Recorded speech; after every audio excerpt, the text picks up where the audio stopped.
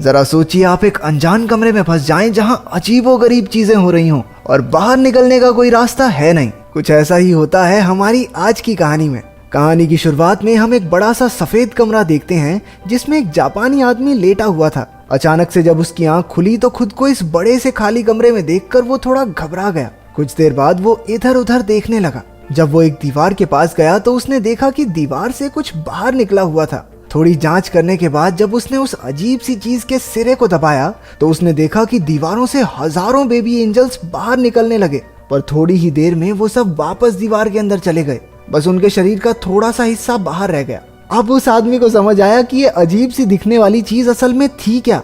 एक आवाज हमें बताती है कि जिंदगी के इस दौर को सीखना कहते हैं। उस बटन की सच्चाई जानने के बाद वो आदमी अपनी उंगली सूंघने लगा। उसने खूब शोर मचाया कि अगर कोई आसपास हो तो उसकी मदद करे, लेकिन जब उसे कोई जवाब नहीं मिला तो वो एक के बाद एक अलग अलग बटन्स को दबाने लगा। हर एक बटन से नई नई चीजें कमरे में गिरने लगती। कभी टूथब्रश निकल आता तो कभी एक बड़ा सा गुलदस्ता। उसने हिसाब लगाया कि एक बटन को दबाने से एक पर्टिकुलर चीज ही बाहर आती थी।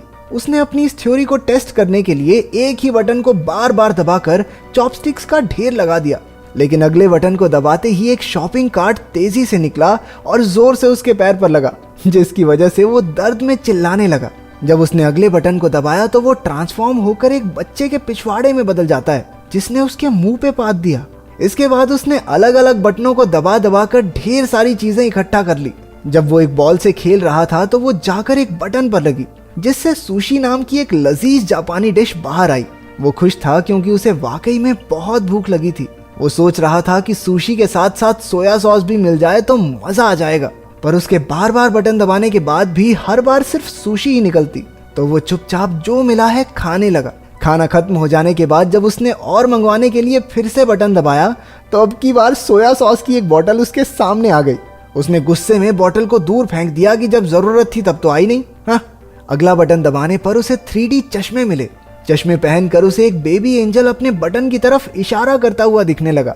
ये देखकर वो बहुत खुश हो गया क्योंकि उसे लगा कि मैंने तो कमरे का रहस्य सुलझा लिया है। लेकिन बटन दबाने पर एक काउंटडाउन शुरू हो गया जिसके आखिर में दीवार से एक बहुत बड़ा पिछवाड़ा बाहर आया और उसने उसके मुंह पे पाद दिया। थोड़े और बटन्स दबाने के बाद उसे एक किताब मिली जो उसे काफी मजेदार लगी। कुछ घंटों में उसने उसके 5 पार्ट पढ़ डाले, लेकिन जब उसने 6ठी किताब पढ़ने के लिए बटन दबाया तो 7वीं किताब बाहर आई। परेशान होकर उसने दूसरा बटन दबाया, लेकिन उसमें से भी 8वीं और 9वीं किताब ही निकली। किताब की चाह में उसने एक और बटन को दबाया, तभी उसे अपने पीछे एक दरवाजा दिखाई पड़ा।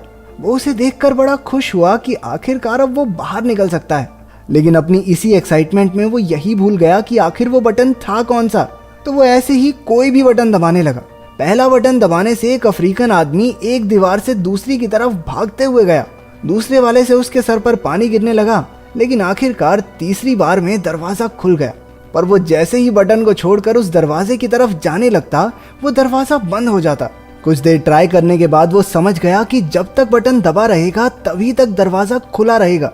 वो रनिंग पोजीशन लेकर उस बटन पर खड़ा हो गया ताकि जल्दी से दरवाजे तक पहुंच जाए, लेकिन इससे पहले कि वो वहां पहुंचता दरवाजा बंद हो गया। इसके बाद उसने बहुत से अतरंगी तरीके अपनाए, लेकिन किसी ने भी काम नहीं किया। उसने शॉपिंग कार्ट पर बैठकर भी जल्दी से दरवाजे तक पहुंचने की कोशिश की, लेकिन सब बेकार।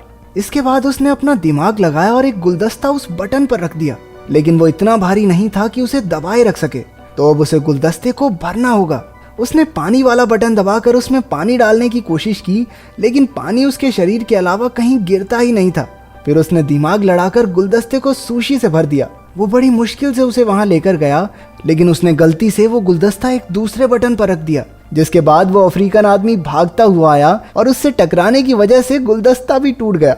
वो गुस्से और फ्रस्ट्रेशन में चिल्लाने लगा। उसने कुछ और छोटे मोटे पैंतरे लगाए, लेकिन दरवाजा हर बार उसके पहुंचने से पहले ही बंद हो जाता। फिर गलती से एक बटन दबाने पर एक रस्सी नीचे आई। उसने हिसाब लगाया कि रस्सी से झूलकर वो जल्दी से दरवाजे तक पहुंच सकता है, और ऐसा हुआ भी। लेकिन जब उसने दीवार के पीछे मौजूद दरवाजे को खोलने की कोशिश की तो पता चला कि इसे खोलने के लिए एक चाबी की जरूरत थी। वो दीवार के बंद होने से पहले कमरे में वापस आ गया। जब उसने गुस्से में दीवार पर लात मारी तो एक चाबी हवा में तैरने लगी, लेकिन दरवाजे की ही तरह ये चाबी भी बटन छोड़ते ही थोड़ी देर बाद गायब हो जाती। अब उसे कोई तरीका निकालना होगा जल्दी से चाबी लेकर दरवाजे तक पहुंचने का, लेकिन जब उसने चाबी वाला बटन फिर से दबाया तो दीवार में से एक कुत्ता बाहर निकलकर उस पर भौंकने लगा। वो फिर से कंफ्यूज हो गया क्योंकि सारे बटन्स एक जैसे तो दिखते थे। इसके बाद उसने सही बटन ढूंढकर उस पर सुशी का एक टुकड़ा रख दिया। एक दो बार फेल होने के बाद आखिरकार वो चाबी लेकर दरवाजे तक पहुंच ही गया। लेकिन अभी मुसीबत खत्म नहीं हुई थी। दरवाजे के ऊपर की तरफ एक नंबर वाला लॉक भी था। वो जल्दी से कमरे की तरफ गया, लेकिन बाहर निकलते हुए फिर से दीवार जोर से उसके पिछवाड़े पर लगी। उसने फ्रस्ट्रेशन में प्लंजर दूसरी तरफ फेंका और उसके एक बटन पर लगने से वो अफ्रीकन आदमी फिर से बाहर आया। लेकिन अब की बार उसने नोटिस किया कि उस अफ्रीकन आदमी के सर पर 3 नंबर लिखे हुए थे और शायद उसी नंबर से वो ताला खुलेगा। क्योंकि दीवार बार बार बंद हो जाती थी तो उसने 3 बार में वो ताला भी खोल दिया। दरवाजा थोड़ा जाम सा लग रहा था तो उसे थोड़ी एक्स्ट्रा जान लगानी पड़ी और इतने में दीवार भी वापस नीचे चली गई। वहां पर इतनी जगह थी ही नहीं कि वो दरवाजे को पूरा खोल सके। वो हताश हो गया और वहीं बैठकर रोने लगा। उसे कमरे के अंदर का समय याद आ रहा था। उसे एहसास हुआ कि कमरे में उसके पास कितना कुछ था। हाँ, वो बाहर नहीं जा सकता था, लेकिन जो चीजें उसके पास थी उसने समय रहते उनकी कदर नहीं की।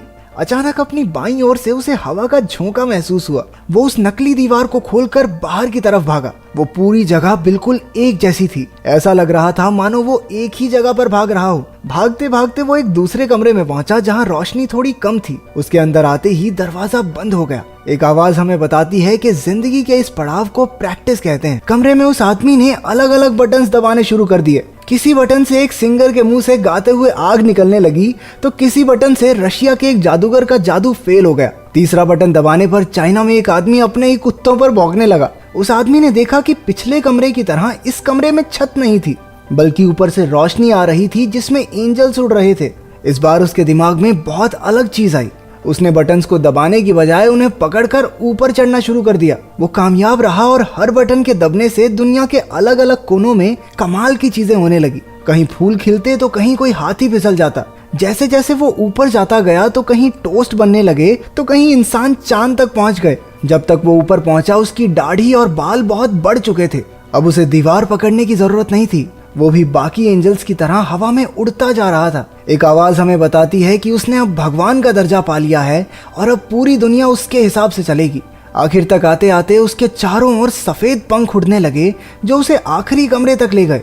इस कमरे की दीवार पर पूरी धरती का नक्शा बना था और वहां अब तक का सबसे बड़ा बटन भी मौजूद था। वो उसे दबाने के लिए आगे बढ़ा और स्क्रीन काली हो गई। तो अगर तुम एक दिन के लिए भगवान बनकर इस धरती पर कुछ भी बदल सको तो क्या करोगे इस ताकत से? कमेंट्स में जरूर बताना।